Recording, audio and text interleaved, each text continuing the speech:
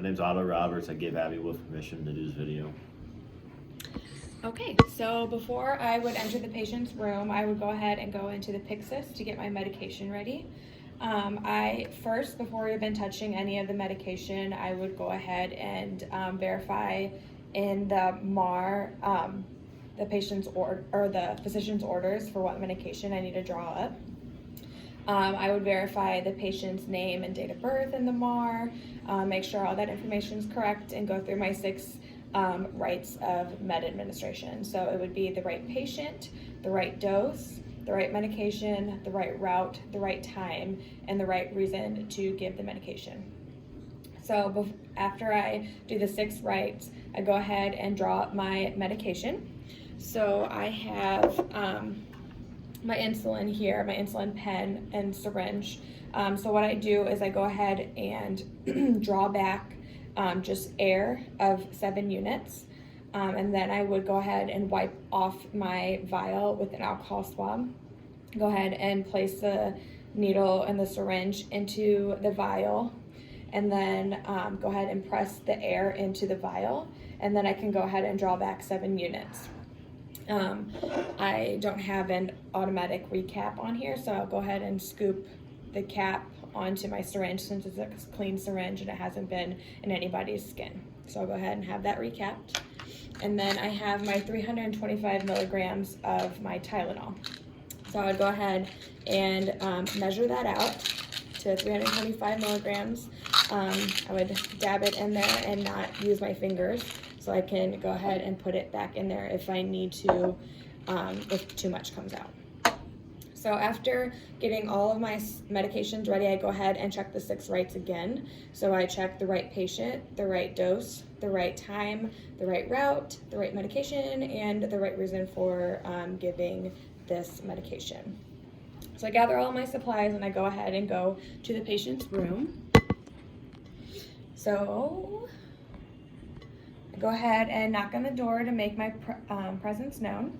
I walk in and wash my hands and introduce myself. Hi, my name is Abby. I'm going to be your student nurse today. I'm going to go ahead and give your Humalog, insulin, and Tylenol with Dr. Nordyke's orders. Does that all sound correct? Yes. Okay. Can I get your name and date of birth, please? Otto Roberts, February 19th, 1989. Okay, and then I would check that against his wristband to make sure that's all correct. Scan it with the computer. I would ask him if he's having any pain at the moment. Do you have any pain? No. And do you have any allergies to any foods, medications, anything like that? No. Okay. So what I'm going to do first is I'm going to go ahead and give you your insulin. Do you prefer it on the back of your arm or in your belly area? Back of the arm. Okay. So before I even administer the medication one last time, for the 3rd time, I'll go ahead and do the 6 rights. So I verified his name and date of birth, the right medication. So right patient, right medication, the right dose. So we're going to do it 7 units. We're going to do 7 units of insulin. The right route, so sub-Q. The right time, which should be now. And then the right reason, so we're doing it to lower your blood sugar. Are you aware with how the insulin works? It's Yes. fast acting? Okay. Do you have any questions about how the medication works? No. Okay. So what I'm going to go ahead and do is I'll wash my hands, and then I go ahead and put on just regular gloves. I'll go ahead and roll up his sleeve. And I have all my equipment set up here. So I have my Band-Aid, my alcohol swab, and my cotton swab. So I go ahead and have my insulin needle here. So I'll go ahead and clean. So it's on the back of his arm in that fatty area, that sub-Q area. So I'll go ahead and clean his arm. I have another cotton swab here just to put pressure on. So I'll go at like a dart, and it'll go at a 90-degree area or angle. If he was a little bit skinnier with less body fat on him, I would go ahead and put it at a 45-degree angle just so I can get it in the sub-Q tissue. So I'll go ahead and push, and then I go ahead and release the medication. Go ahead and put the cotton swab on here, and then I can retract my needle so it went in and it can't get restuck. So I'll go ahead and put that in the sharps container.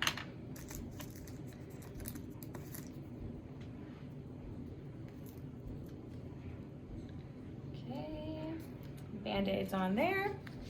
And all of this, along with my gloves, go in the trash.